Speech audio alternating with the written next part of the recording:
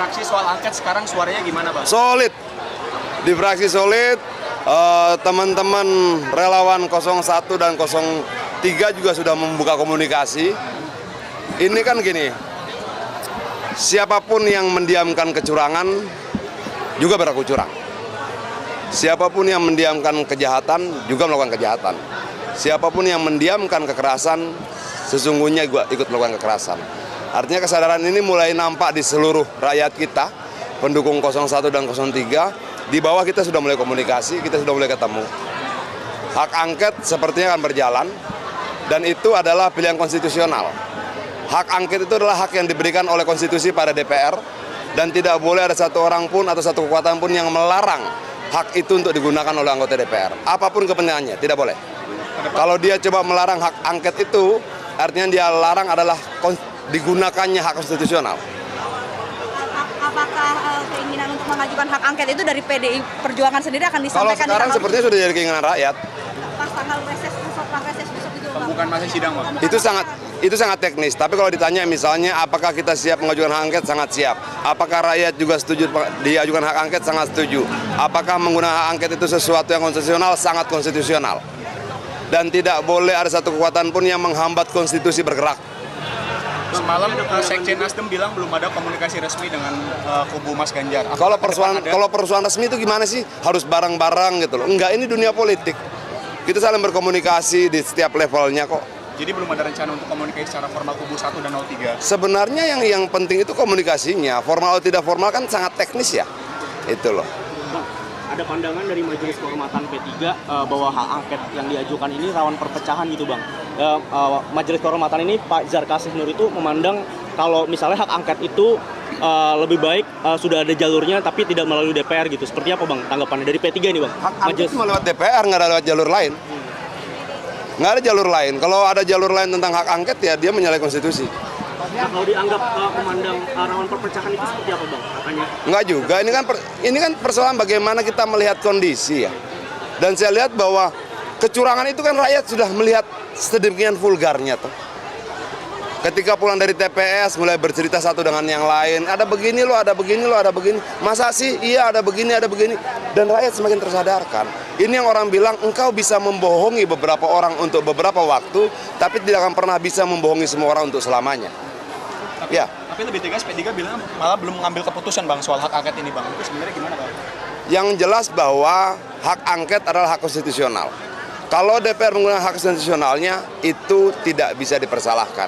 Bagaimana masing-masing orang di setiap partai berkomunikasi, saya percaya pada komunikasi sudah dibangun dalam kerjasama antar partai. Tapi yakin kuotanya itu akan terpenuhi, Bang? Karena kan Terpenuhi. ada kuota yang harus Terpenuhi. secara teknis itu, Bang. Terpenuhi. PDIP nggak masalah kalau P3 misalnya nggak mendukung hak angket ini, Bang? Kalau kita yakin semuanya mendukung kok. Hanya memang sebagian sedang menghitung perolehan suaranya di pileg. Tapi semuanya mendukung. Ada kecurangan yang sangat vulgar yang dilihat oleh banyak orang. Terus kita mau memilih berdiam diri begitu?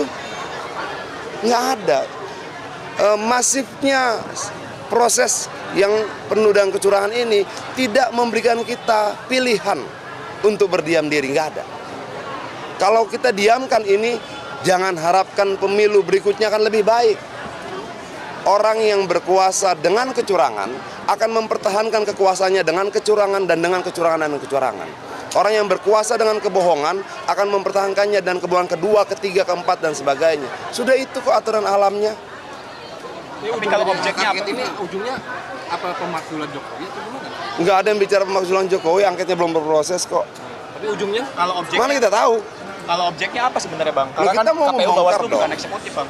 Apa? Kalau Bawaslu KPU itu bukan eksekutif, jadi Iya, tapi kan ada banyak eksekutif lain yang terlibat juga toh. Dan biar bagaimanapun juga sebenarnya KPU dan Bawaslu itulah lembaga negara. Hak angket ini bisa menyentuh siapapun. Itu selama dia lembaga negara dan menggunakan uang negara. Kenapa? APBN-nya kan DPR yang rumuskan. DPR itu punya satu tugas, namanya melakukan pengawasan. Apa yang diawasi? Pertama, undang-undang yang dia putuskan. Dia harus awasi dalam pelaksanaan undang-undang itu ada kesalahan, kelalaian, penyimpangan atau tidak. Kedua, apa yang diawasi? Budget, anggaran. Kenapa dia yang buat? Dia harus mengawasi produk yang dia buat. Jadi termasuk Presiden dan Kementerian Pertahanan dalam hal ini. Loh, semua yang menggunakan APBN berhak diawasi oleh DPR dong. Gimana? Bang, Pak Andi Masa kita buat APBN lalu kita cuek-cuek aja? Bang, Pak Andi Malarangeng kan Demokrat bilang, ini kan dia baru masuk ke pemerintahan ya, dibilang kalau ada partai politik yang koalisi tapi bersikap seperti oposisi, ini menyindir siapa sih Bang? Abang Nggak tahu, tanya Andi Malarangeng lah, masa gue... Wah, gue pengen ngerokok. Nasdem, kemarin Nasdem, PKS dan PKB kan setuju untuk hak angket, tapi dari Nasdem sendiri menawarkan ada penandatanganan nota kesepahaman dengan PDIP supaya semuanya itu nggak ada yang lepas di tengah jalan. Kalau formalitas dan teknis, gue nggak mau pusing, itu biar urusan mereka lah. Itu loh. Yang jelas kita tadi sudah konsolidasi relawan dan semua tetap dalam keadaan yang luar biasa bersemangat dan tidak ada satupun yang ragu terhadap pilihan langkah perjuangannya. Itu sudah clear. Itu loh. Bang, tapi ada yang meragukan karena wacana angket dari PDIP ini baru Bang Adian atau Mas Ganjar yang ngomong, belum ada suara dari fraksi seperti Mbak Puan, Mas Pacul dan Sekjen sudah ngomong, dari fraksi gitu Bang. Sekjen sudah bicara. Artinya menurut Abang itu sudah mewakili?